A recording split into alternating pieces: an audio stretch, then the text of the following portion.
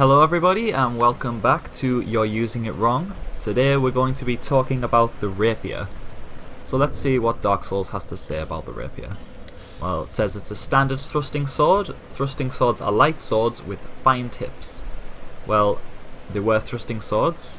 They weren't particularly light though.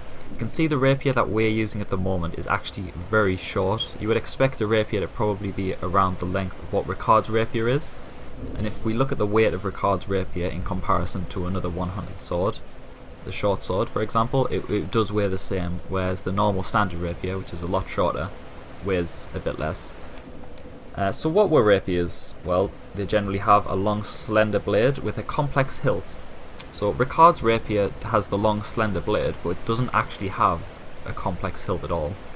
The standard Rapier though, although it has a shorter blade, it does have the complex hilt. So how would you hold a Rapier?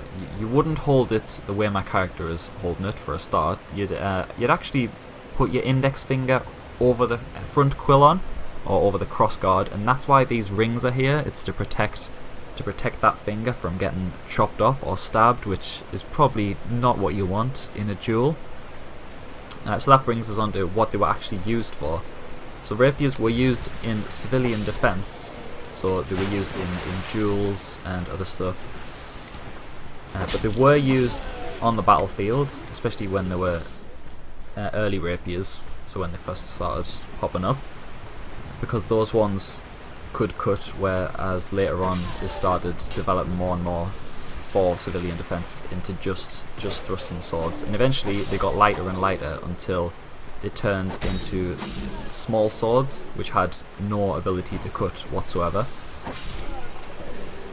So what would you use with a Rapier in the offhand? Well, you would use either a buckler or a dagger, which is what I've got at the moment.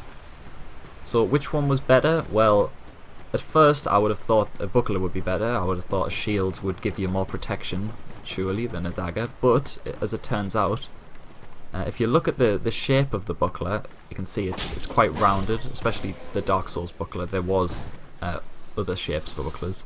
But you can see if you're fighting someone else who has a Rapier, which you probably would be, especially if you win a duel, the sword could easily bounce off in any direction. And obviously that's fine if it deflects away from you, but if it deflects towards you, then it hasn't. You might as well have not bothered blocking, because it's going to just go straight into you anyway.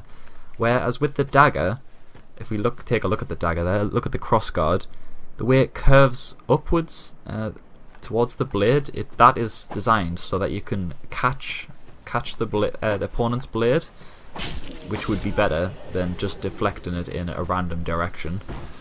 So that's what that was for, which obviously will be more useful than just using a buckler. There were some bucklers that curved the other way so that you could catch blades in it, or that had a rim around the side. You can see this one has a little one, and that would be used for the same kind of thing, but overall it would probably be better to actually be using a dagger, which was a surprise to me. So things to remember from this episode: long blades, some of them could cut, used in civilian defense. They had that complex hilt which you would hold in the way I described before, what's known as fingering the guard. I know, haha. So that's how you'd hold them, and yeah, that's pretty much it for this episode. I just want to quickly talk about Ricard's Rapier, because the hilt is very useless, pretty much. It's very, very basic, which is bizarre.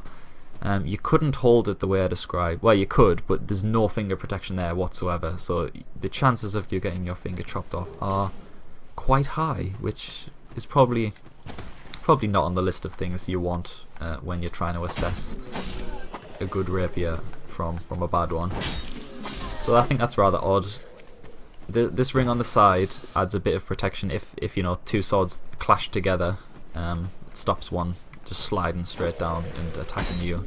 That's what that was there for. Whereas the normal Rapier, I don't think that had one on. Let's have a quick look. Well, it's kind of got a bit sticking out the side, but obviously the one on Ricard's Rapier is more predominant there. So yeah, that's it for rapiers. Remember to like if you enjoyed, subscribe for more content, and remember next time you two-hand a rapier, you're using it wrong. See you guys next time.